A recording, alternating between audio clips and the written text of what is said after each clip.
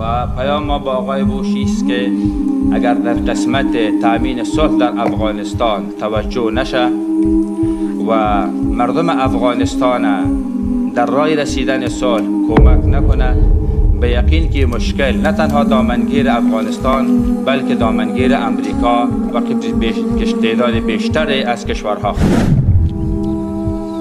تصویری که من در ذهن دارم برای آینده افغانستان یک کشور متحد، مستقل، آزاد باقی بمانه و رژیم سیاسی رژیمی باشه که مبتنی بر اراده مردم از طریق دموکراسی و خود آرای مردم باشه.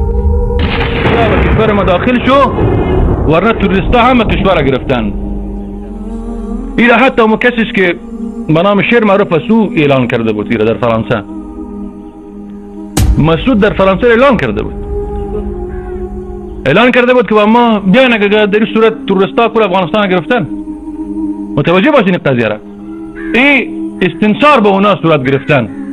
این خود به خود به کفر انسان میکنه که انسان از اسلام برام. خاطر از این مشکل دخترای با عفیف افغانا را، مسلمانا را به بگرام به امریکای سودا کنی، افغانستان خاکش توبره کرده به امریکای سودا کنی، این عجیب نیست کار.